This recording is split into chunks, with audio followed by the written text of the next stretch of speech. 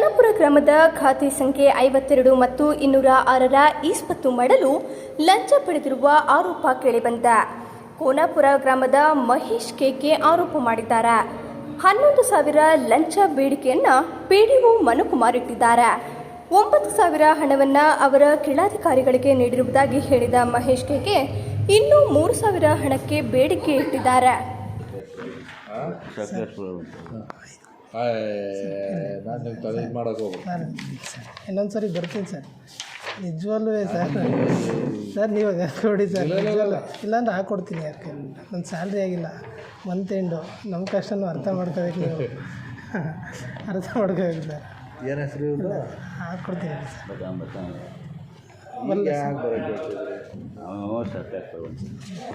ಬಡವ್ರ ಕಡೆ ನೋಡೋದಿಲ್ವಲ್ಲ ಸರ್.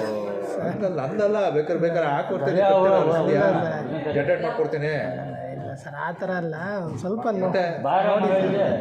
ಕಷ್ಟ ಬೇಕಾದ್ರೆ ಮಾಡ್ಕೊಡ್ತೀನಿ. ನೀವು ಏನಿಲ್ಲ ಸರ್, ಮೊದಲು 4 ನಾವು ಏನೋ ಒಂದು ಅಲ್ಲ ಸರ್, ಮೊದಲು 4 ಕೊಟ್ಟಿದ್ದೆ. ಏನೋ ಅರ್ಧ ನಾಳೆ ಇದು ಮಾಡಿ, ನಾಳೆ ಅಷ್ಟೊತ್ತಿಗೆ ಅಪ್ರೂವಲ್ ಹೋಗುತ್ತಾ ಸರ್? ಮೊದಲು ಕೊಟ್ಟಿದ್ದೆ ಸರ್. ನಾನು ಹೇಳ್ತೀನಿ, ಹೋಗಿ ಆಯಿತು. ಸರಿ ಸರ್, ಆಯಿತು.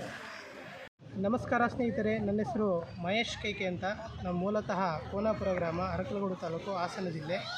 ವಿಷಯ ಏನಪ್ಪ ಅಂದರೆ, ನಾವು ಕೋನಾಪುರ ಗ್ರಾಮದಲ್ಲಿ ನಾವು ವಾಸವಿದ್ದು, ನಮ್ಮ ಗ್ರಾಮ ಪಂಚಾಯತ್ ವ್ಯಾಪ್ತಿಯ ಪಿಡಿಒ ಮನೂರವರು, ಪಿಡಿಒ ಅಧಿಕಾರಿ ಮನೂರವರು ಈ ಹಿಂದೆ ಸುಮಾರು ದಸರಾ ಸಮಯದಲ್ಲಿ ನಾನು ಅವರಿಗೆ ಈ ಸೊತ್ತು ಖಾತೆ ಮಾಡಲಿಕ್ಕೆ ಕೊಟ್ಟಿದ್ದೆ, ಎರಡು ಜಾಗದ್ದು. ಅದರಲ್ಲಿ ಒಂದು ಜಾಗದ್ದು ಈ ಸೊತ್ತಾಗಿದೆ, ಅದರ ಕಾಪಿಯನ್ನು ಕೊಟ್ಟಿದ್ದಾರೆ. ಆದರೆ ಇನ್ನೊಂದು ಈ ಸೊತ್ತು ಕಾಪಿಯನ್ನು ಕೊಡಿ ಅಂತ ಹೇಳಿದರೆ, ಅವ್ರಿಗೆ ಈಗಾಗಲೇ ನಾನು 9,000 ಹಣವನ್ನು ಪಾವತಿ ಮಾಡಿದ್ದೆ, ಜೊತೆಗೆ 2,000 ಕಂದಾಯವನ್ನು ಕೂಡ ನಾನು ಕಟ್ಟಿದ್ದೇನೆ. ಈಗ ಈ ಸೊತ್ತು ಆದಮೇಲೆ ಒಂದು ಕಾಪಿ ಕೊಡಿ ಅಂತ ಹೇಳಿದರೆ ಅವರು ಈ ಸೊತ್ತು ಕಾಪಿಯನ್ನು ಕೊಡದೆ ಸತಾಯಿಸ್ತಾ ಇದ್ದಾರೆ. ಮತ್ತು 9,000ಕ್ಕೆ ಸಂಬಂಧಪಟ್ಟಂತೆ ನಾನು ವಿಡಿಯೋಗಳನ್ನು ಮಾಡಿದ್ದೀನಿ, ಅವರು ಕಾಲ್ ರೆಕಾರ್ಡೆಲ್ಲ ಮಾಡಿದ್ದೀನಿ. ಇದನ್ನು ನಾನು ಇ ಒ ಅವರ ಸಮ್ಮುಖದಲ್ಲಿ ಅವ್ರಿಗೂ ಕೂಡ ಒಂದು ದೂರನ್ನು ಕೊಟ್ಟಿದ್ದೇನೆ.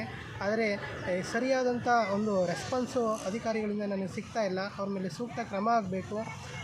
ಒಂದು ಈ ಸೊತ್ತು ಮಾಡಲಿಕ್ಕೆ ಸರ್ಕಾರಿ ಫೀಸ್ ಅಂತ ಇರೋದು 50 ರೂಪಾಯಿ. ಆದರೆ ನಾನು 9,000 ಕೊಟ್ಟರೂ ಕೂಡ ಅವರು ನನಗೆ ಈ ಸೊತ್ತು ಖಾತೆಯನ್ನು ಕೊಡ್ತಾ ಇಲ್ಲ. ಬೇರೆ ಬೇರೆ ರೀತಿಯ ಕಾರಣ ಹೇಳಿ ನನ್ನನ್ನು ಸತಾಯಿಸ್ತಾ ಇದ್ದಾರೆ. ಇದಕ್ಕೆ ಸಂಬಂಧಪಟ್ಟಂತೆ ಮೇಲಾಧಿಕಾರಿಗಳು ಸೂಕ್ತ ಕ್ರಮವನ್ನು ಕೈಗೊಂಡು ಅವ್ರ ಮೇಲೆ ಸೂಕ್ತ ಆ್ಯಕ್ಷನ್ ಮಾಡಬೇಕು ಅಂತ ಹೇಳಿ ನಾನು ಈ ಮೂಲಕ ಮೇಲಾಧಿಕಾರಿಗಳನ್ನು ಕೇಳ್ಕೊಳ್ತೇನೆ. ಹಾಗೂ ಈ ವಿಚಾರಕ್ಕೆ ಸಂಬಂಧಪಟ್ಟಂತೆ ನಾನು ಮೇಲಾಧಿಕಾರಿಗಳು ಕೂಡ ದೂರನ್ನು ಕೊಡ್ತೇನೆ, ಹಾಗೂ ಕಾನೂನು ಹೋರಾಟಕ್ಕೂ ನಾನು ರೆಡಿ ಇದ್ದೇನೆ ಎಂಬುದನ್ನು ಈ ಮೂಲಕ ನಾನು ತಿಳಿಸ್ತಾ ಇದ್ದೇನೆ.